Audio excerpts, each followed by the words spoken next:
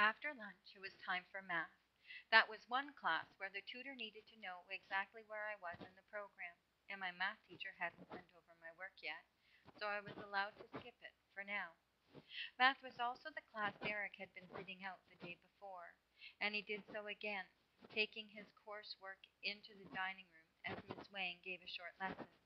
I guess he was doing remedial work and needed the quiet. He went his way and I went mine, into the media room to write that email to Carrie. Getting the words right took time. The third version finally seemed vague, but not like I was obviously avoiding anything. I was about to hit send when I stopped. I was using a communal account. What would come up in the sender field? Lyle Group Home for Mentally Disturbed Teens?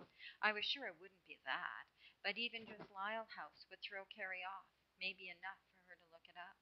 I switched to the browser and searched for Lyle House. Over a million hits. I added Buffalo, and that cut my hits in half.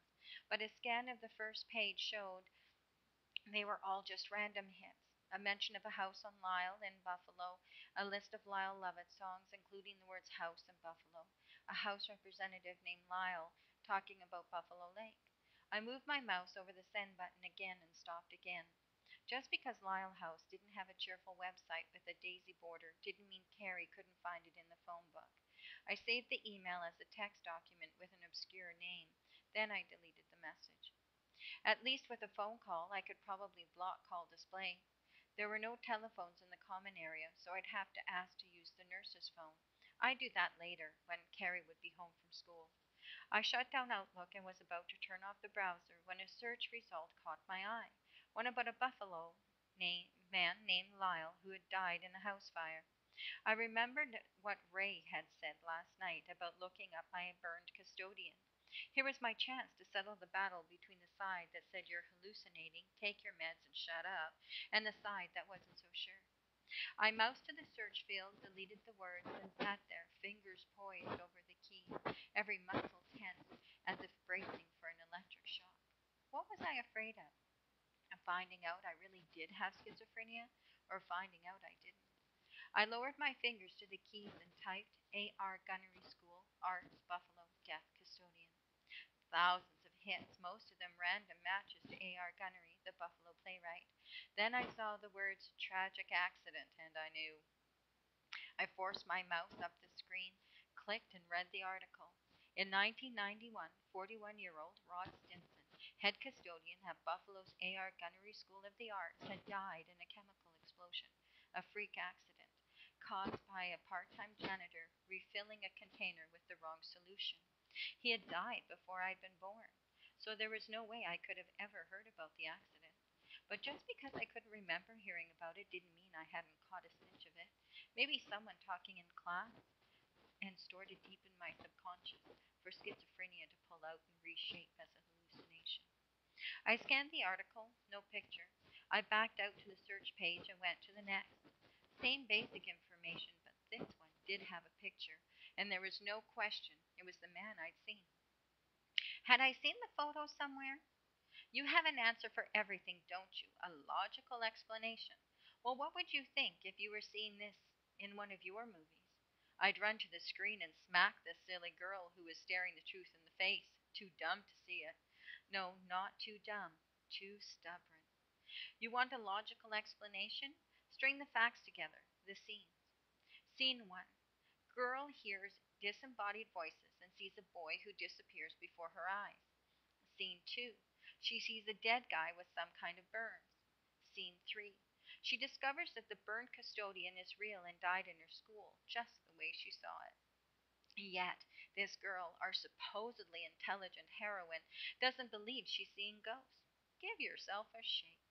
Still, I resisted. As much as I loved the world of cinema, I knew the difference between reality and story.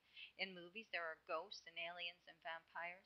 Even someone who didn't believe in extraterrestrials can sit in a movie theater, see the protagonist struggling with clues that suggest alien invasion, and want to scream, well, duh!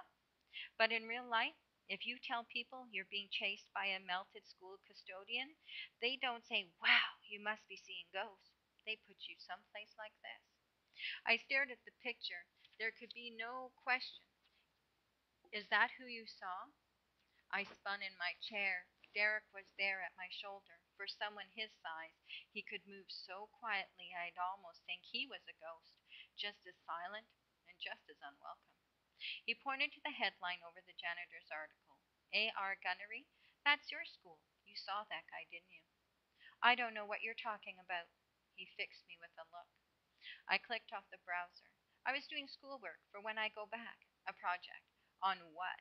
People who died at my school? You know, I always heard art schools were weird. I bristled. Weird? You want something to research? As he leaned over to take the mouse, I caught a whiff of BO. Nothing flower wilting, just the first hint that his deodorant was about to expire. I tried to move away discreetly, but he noticed and glowered, as if insulted, then shifted to one side, pulling in his elbows. He opened a fresh browser section, typed a single word, and clicked search. Then he straightened. Try that. Maybe you'll learn something. I'd been staring at the search term for at least 5 minutes. One word, necromancer. Was that even English? I moved the cursor in front of the word and typed define. When I hit enter, the screen filled. Necromancer, one who practices divination by conjuring up the dead. Divination, as in foretelling the future by talking to dead people from the past? That made no sense at all. I skipped to the next definition from Wikipedia. Necromancy is divination by raising the spirits of the dead. The word derives from the Greek nekros, dead, and mantia, divination. It has a subsidiary meaning reflected in an alternative and archaic form of the word necromancy, a folk etymology using Latin nigger, black, in which the magical force of dark powers is gained from or by acting upon corpses. A practitioner of necromancy is a necromancer. I reread the paragraph 3 times and slowly deciphered the geek talk, only to realize it didn't tell me anything more than the first definition, on the next one also from Wikipedia. In the fictional universe of Diablo 2, the priest of Rathma. Definitely not what I was looking for, but I ran a quick search and I discovered a role playing game class called Necromancers, who could raise and control the dead. Was that where Derek got it? No, he might be creepy, but if he had misplaced the boundary between real life and video games, he'd be in a real mental hospital. I returned to Wikipedia, skimmed the rest of the definitions, and found only variations on the first. A necromancer foretells the future by talking to the dead. Curious now, I deleted define and searched on necromancer. The first couple of sites were religious ones. According to them, necromancy was the art of communicating with the spirit world. They call it evil, a practice of black magic and Satan worship. Did Derek think I was involved in black magic? Was he trying to save my soul? Or warn me that he was watching? I shivered. Aunt Lauren's Women's Health Clinic had once mistakenly been the target of a militant pro-life group. I knew firsthand how scary people could be when they thought you did something that crossed their beliefs. I flipped back to the list of search results and picked one that seemed more academic. It was the necromancy was another older, name for mediums, spiritualists, and other people who could talk to ghosts. The meaning came from an ancient belief that if you could talk to the dead, they could predict the future because they could see everything. They'd know what your enemy was doing or where you could find buried treasure. I switched to the next site on the list, and a horrible painting filled my screen. A mob of dead people, rotting and hacking up, being led by a guy with glowing eyes and an evil grin, and the title Army of the Dead. I scrolled down the page. It was filled with stuff like that, men surrounded by zombies.